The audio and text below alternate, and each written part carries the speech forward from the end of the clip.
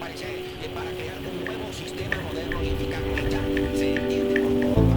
I'm Todd Gannon, and this is the SCI-Arc channel. I'm here today at the 3DS Culinary Lab with Liz and Kyle Van Hasseln, who are graduates of SCI-Arc and now proprietors of this institution. So Liz and Kyle, thanks for coming. Tell us a little bit about what you're up to here. Sure.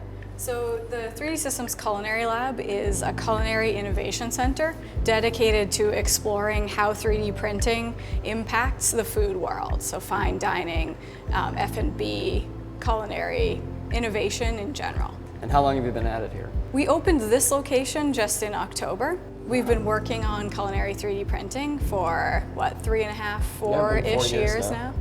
Actually, while we were graduate students at SCI-Arc, we started. Got it. Now tell us a little bit more about, for somebody like me who knows very little about culinary 3D printing, what's involved? What do you guys do? The general process is that we apply a digital fabrication lens to culinary environment. And so that can mean 3D printing in culinary adjacent materials like ceramic or stainless steel, but we also can print directly in food. So we can take the dry ingredients of food and the wet ingredients, a lot like mixing up a recipe at home, and we essentially mix them in the machine very, very precisely to produce 3D printed food. Well, it was as graduate students at SCI-Arc that we became introduced to rapid prototyping in general and 3D printing in particular. And Kyle and I both became almost immediately very fascinated with the technology and really started nerding out on manipulating the system and entertaining notions of different digital inputs, but also different physical materials and what implications that might have. Both of you studied at Middlebury College before you went to SCI-Arc. And what were you studying originally? I was studying human genetics, molecular genetics, and Liz?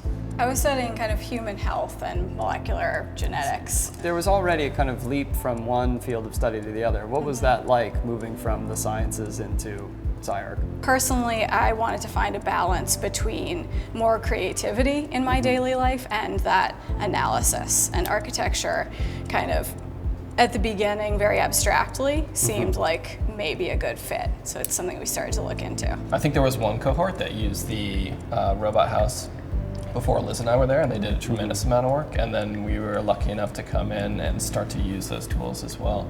And both the robot house and the rapid prototyping tools that we saw at SCI-Arc really stood out to us as kind of continual entrepreneurs. They really stood out to us as these channels that would be really influential in a lot of new fields, and we really felt like there was some space for us there entrepreneurially. So you started to immerse yourselves in the digital technologies and the fabrication equipment that we had at the school. At what point did you think, I'm going to put some food in this thing?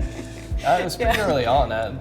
We bought a series of 3D printers while we were at SCI-Arc. They were all used, and we were experimenting with them. And we were doing that in part to build models as an entrepreneurial side practice, even at SCI-Arc, to have some income coming in while we were grad students. But we also recognized that a lot of the 3D printing platforms were really amenable to new materials without much research. And so we invested in some of those types of 3D printers, and we immediately started putting in sawdust and wood powder, cements, and salt and sugar. And for us, the first passes of salt and sugar were really just a way to 3D print inexpensively. And we noticed that they photographed really beautifully because of their translucence. So we were printing our own architectural projects in those materials, really just thinking about them materially and not in a culinary context at all. So at what point did you taste one? That was also pretty early on, I would say, but it did take us a while to realize that if we made a few more modifications and pushed it a bit further, we could really push the technology of 3D printing into a new terrain for it where it wasn't currently making an impact. And that was one of the things that was initially really compelling to us, I think, is this notion of bringing the technology to bear in an area that it currently wasn't. So you're working along at SCI-Arc, you're starting to play around with sugar and salt and flour, I guess. You've come a long way. At what point did you have to detach from available technology and start inventing your own stuff? That really happened when we joined 3D Systems. So when we graduated from SCI-Arc, which was 2012, we basically gave ourselves a year to kind of test this idea and see if it was a concept anyone besides us was interested in. And we actually got really lucky timing-wise. It was kind of when 3D printing was really coming into the public consciousness. Right. And as a result, it didn't take long at all for us to attract the attention of this large 3D printing company, 3D Systems. So since joining 3D Systems, we've really been building this printer, this prototype that you see here today, from the ground up to be the first professional grade culinary 3D printer. Cool. And so what we're looking at here, this is powdered sugar? Basically, yeah, more or less. And then the inks, which look just like the ink cartridges on my printer at Yep. home. Yeah, That's coloring and then curing the exactly right. piece as you go, right? Exactly. And so tell us a little more detail about how do you turn a HP ink cartridge into something you can eat? You basically summarized it perfectly. All the printer is doing is it spreads out a very fine layer of the dry ingredients of the recipe, which is in this case mostly sugar, and then it jets the wet ingredients of the recipe, including FD&C food coloring, onto that dry layer, and whatever it moistens becomes part of the final model. And it Gotcha. just does that over and over, spread dry, wet, spread dry, wet, until it builds the entire three-dimensional piece up, layer by layer. This type of 3D printing, sometimes called bin-to-bin translation or color jet printing, which is just referencing those ink cartridges, is and has been for a couple decades a really open format way of experimenting with new materials. So in the past, a lot of entrepreneurs have been able to use formats like these to develop new materials. For example, ceramics came about in that way. And so really the technology and the platform itself was pretty well poised to have someone come in and take a look at it from a culinary perspective and say, how adaptable is it? And our early prototypes certainly were generations and generations ago, and they worked all right, but they didn't work nearly as well as we've been able to refine them with 3D Systems at our back. 3D printers are often developed in really close conjunction with specific material ranges that they work well with, and this is no exception. So it's been as much about material science and trial and error on that side as the hardware itself. So here we are with the really fun stuff. What is all this? Well, what we're seeing here is some recent projects, and over the last year or so, we've been working in closer collaborations with some really top chefs from Los Angeles and from around the world, really. And they've been highly influential in helping us expand the repertoire of what we do at the Culinary Lab. And one of the first places that these chefs pushed us to move into was savory food. So we were just looking at 3D printing sugar a moment ago, but now what we're looking at is 3D printed savory food types. So this is actually 3D printed wasabi. We made it with Mei Lin. She won Top Chef in 2015. And her concept was to 3D print a quail egg out of wasabi that you could place on the top, kind of the center of a beef tartare. And then you would crack that open, the actual 3D printed wasabi shell. And inside she had piped in a quail yolk jam, essentially. And you'd mix that all up and eat it together. Really savory, really delicious. Cool. And really sophisticated in terms of the flavors and even the amount of ingredients. So instead of just printing in sugar, we're printing in green wasabi, white wasabi, salt, onion, and a little bit of cayenne. So in that case, we're working with a chef exactly like we would work in any other kitchen, from scratch, with some dry ingredients right at the countertop, just mixing them up and tasting them. And they have a real gut instinct about how that flavor is going to transfer into the whole dish. And that's a pretty sophisticated way to take 3D printing farther into culinary, where we're not just printing beautiful objects, which do have a history in the tradition of culinary, especially on the pastry side, but we're really making sophisticated dishes that are integrated into the dish itself, and you consume that. It seems that the ability to print shapes and get a certain material finish was what got you guys started. Yeah, I think and then that very quickly started to show opportunities for different tastes and opened up avenues for collaboration. And that's maybe one of the things that I wanted to talk a little bit about, because on one level, the two of you have moved very far outside the ken in terms of the discipline of architecture.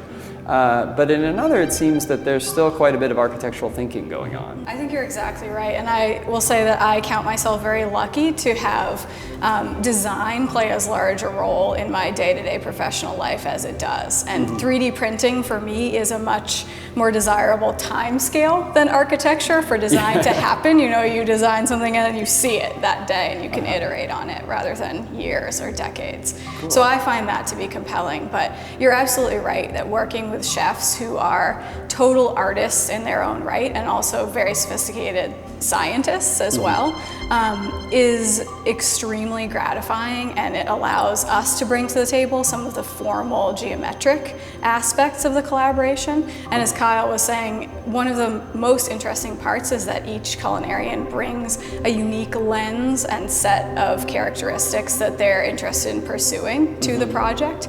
So it really allows us to push what we do in a lot of different directions and explore the extents of what it can offer this space. But it seems that you can also kind of push them in directions that they maybe couldn't go on their own as well. That's a really good point. I think that's very true. And I think SCI-Arc really prepared us for this entrepreneurial endeavor in a lot of ways. And one of those was taking a really critical architectural lens at the discipline that we were stepping into. And so we knew we wanted to make an advancement in the way that chefs and the public kind of looked at sugar, which is a really common ingredient, but it's really central to especially the pastry chef. And there's this history and legacy of work there. And the public has an expectation about how decorative that is and kind of even the tectonic kind of shapes and structures that you can get. And they tend to be very soft and organic. And one thing that Liz and I really recognized right away, and were highly influenced by SCI-Arc to do so, was that if we took on the challenge of making this sugar look very different, look very mathematically precise, look very sculptural, have right angles, all these things that pastry chefs aren't used to and can't quite do, it would be a really striking image, and that would be a way for us to stand out among other small businesses. I'm very happy to be here with Jenny Wu and Dwayne Oyler, the architects of 3DS Culinary Lab, and it's a kind of funny situation you found yourselves in as the architects for some fairly recent students. So just tell us a little bit about the process and how this came into being. The first thing I knew about this was when they were still students, they came to me over the summer and asked if I would serve as a kind of witness. I don't know exactly how it works, but during the patent process, they asked me to kind of document, help them document some of this stuff because it's a part of the requirement. And it wasn't until maybe 2 years later, I had heard a little bit about how they'd expanded the business, but didn't know much about it. And they came to us and said, "We're thinking about doing something. Are you interested in it?" And at the time, we had no idea what that meant, but the answer was absolutely, whatever it is. No, it's a kind of amazing space, so it's a great gig.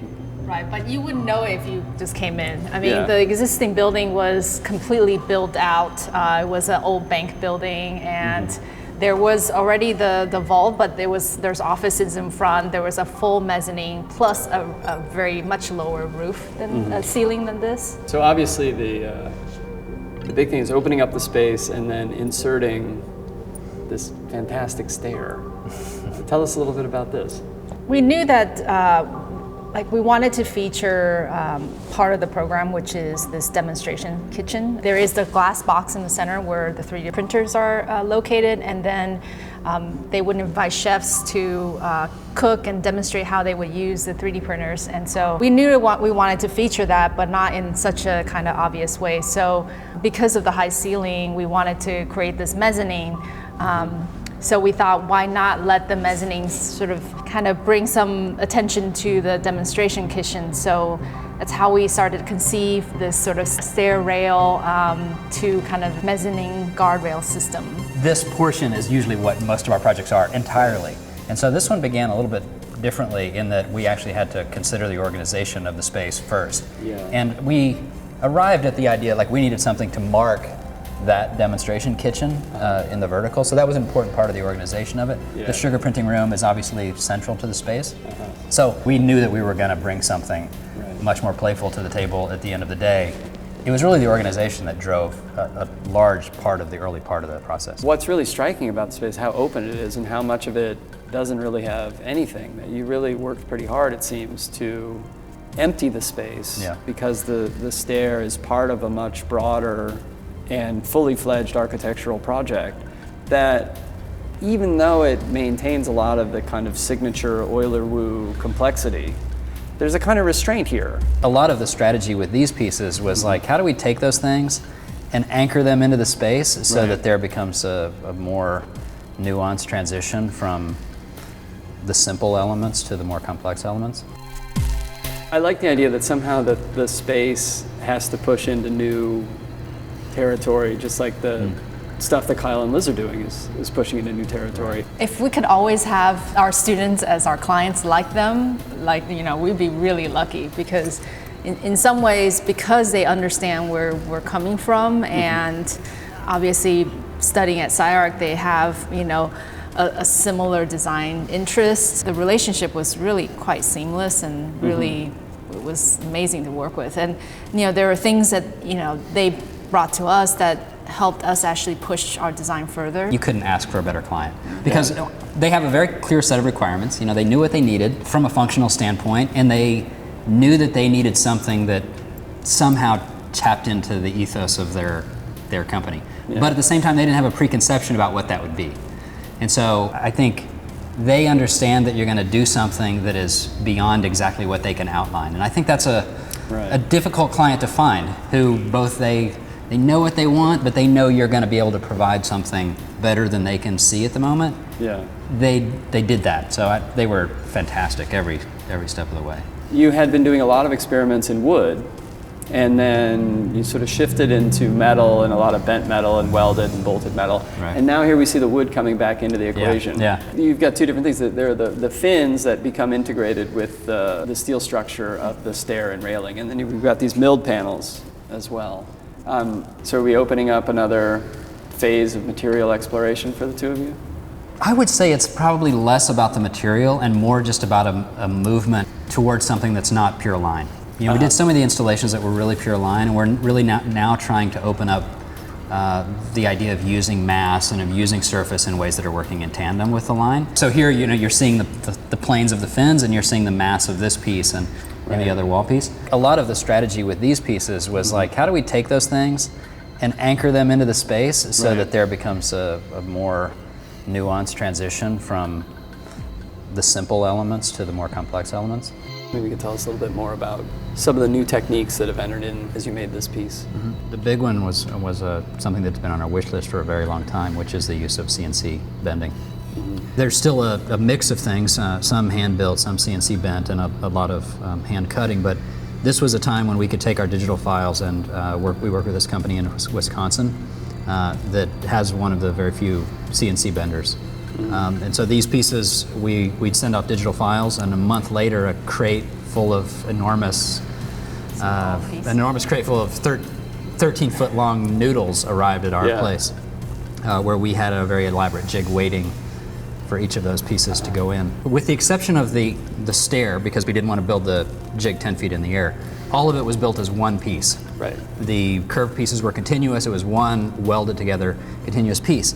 And then for seams, we went in and doubled them up so that we eventually just sliced the thing into several pieces strategically so that they could be brought over. Here, we're actually making three-dimensional bends, all as one piece. I see. And that dramatically affects the language of the piece. What's nice is that it's much more fluid, and I didn't realize it until just now, but there's something about the way these curves operate, and there's still the kind of staccato of the straight pieces that kind of produce the ruled surfaces along it.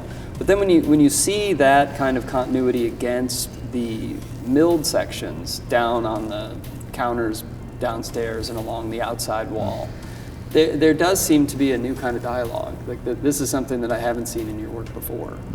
Thanks, guys. It's always great talking to you. Thank you. Maybe you could tell us a little bit how you're sort of spreading out into other objects, and then also some different territory for the... Yeah, absolutely. Cocktails have been a really interesting area that we didn't really see coming until we started working with mixologists and other chefs, and they really thought that diluting sugar into cocktails could be a really nice way to replace a simple syrup that's typically in cocktails with some really elegant shapes, and we kind of tracked down that idea.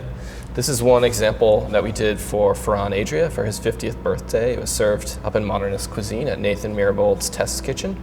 And Ferran is from Barcelona, and so we wanted to give him a cocktail that he would kind of recognize to some extent. And so we chose absinthe because absinthe typically is served by setting an absinthe spoon over the cocktail and then a sugar cube on top of that, and then you pour water through to dilute and sweeten the cocktail. And so it was this really cool opportunity to not only 3D print the sugar aspects, but also the flatware. And so we co-designed a custom ceramic absinthe spoon. And it has these ceramic feet on it if you look really closely. And those feet allow the sugar cube to have a really tall shape. So we could do this aggressive design, and we designed it to evoke some of Gaudi's chimneys that are around Barcelona. And then the absinthe spoon itself was evocative of Dali and Gaudi's work making some door handles in Barcelona. So we have a little smorgasbord of candies. If you'd like to try some, we have some dehydrated passion fruit recipes, and these are made with dehydrated raspberry powder. And then some of our earlier kind of more candy-like recipes, I believe that those are sour raspberry or sour blackberry. Well, I was hoping I get to eat something, so I'm looking forward to this. I'll try one too. Sure. And while we're tasting, I would just point out that we always, no matter how small the scale, try to 3D print things that you couldn't make any other way. So loosely interlocking shapes within a shape, and just really intricate perforations. Well, that was delicious. I look forward to coming back for cocktail hour, but I'm super excited about what you guys have been up to. I can't wait to see the next iterations, and I'll just say that's all the time that we have, and we look forward to seeing you next time on the SCI-Arc channel.